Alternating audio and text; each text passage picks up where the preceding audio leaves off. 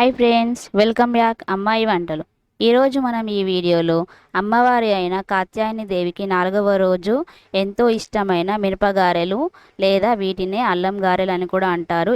ఈ గారెలని నేను చేయడానికి ఎలాంటి వంట సోడాను కూడా యూజ్ చేయలేదండి. వీటిని ఎలా చేశానో మనం తెలుసుకుందాం రండి ఫ్రెండ్స్. ముందుగా నేను ఒక 4-5 గంటలు ఈ మినపప్పును అనేది నానబెట్టేసుకొని పెట్టుకున్నాను ఫ్రెండ్స్. ఇలా నానబెట్టుకున్న తర్వాత ఇందులో నుంచి నేను కొంచెం మినపప్పును ఒక బౌల్లోకి తీసుకుంటున్నాను. దీన్ని ఎందుకు తీసుకుంటున్నానో మీకు ఈ వీడియోలో చూపిస్తాను. తర్వాత ఒక మిక్సీ బౌల్ తీసేసుకొని ఈ మినపప్పును కొంచెంగా మిక్సీ బౌల్లో వేసేసుకోవాలి.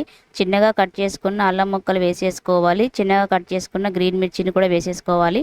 ఒక స్పూన్ జీలకర్రను వేసేసుకోవాలి. కొంచెం రుచికి సరిపడా ఉప్పును కూడా వేసి కొంచెం అల్లం వెల్లుల్లి పేస్ట్ని కూడా వేసేసుకొని మూత పెట్టేసుకొని కొంచెం వాటర్ అనేది యూజ్ అయితే వేసేసుకొని మిక్సీ పట్టేసుకోవాలి. మిక్సీ పట్టేసుకున్న తర్వాత పేస్ట్ అనేది ఇలా ఉంటుంది చూడండి ఫ్రెండ్స్. ఎలాంటి పప్పు దినుసులు లేకుండా పిండి అనేది మనకు రెడీ అయిపోయింది. ఇప్పుడు నేను ఒక బౌల్ తీసేసుకొని ఆ బౌల్లోకి మెత్తగా పట్టేసుకున్న ఈ మినప పిండిని ఇందులో వేసేసుకుంటున్నాను. ఇలా వేసేసుకున్న తర్వాత కొంచెం కలుపుకుంటున్నాను. ఇలా కలిపిన తర్వాత ఇందులోకి నేను ముందుగా తీసి పెట్టుకున్న మినపపప్పును ఇందులో వేసేసుకొని బాగా కలుపుకుంటున్నాను. ఇలా కలుపుకున్న తర్వాత ఇందులోకి మనం కట్ చేసుకొని పెట్టుకున్న కొత్తిమీర వేసేసుకొని బాగా మిక్స్ చేసేసుకోవాలి.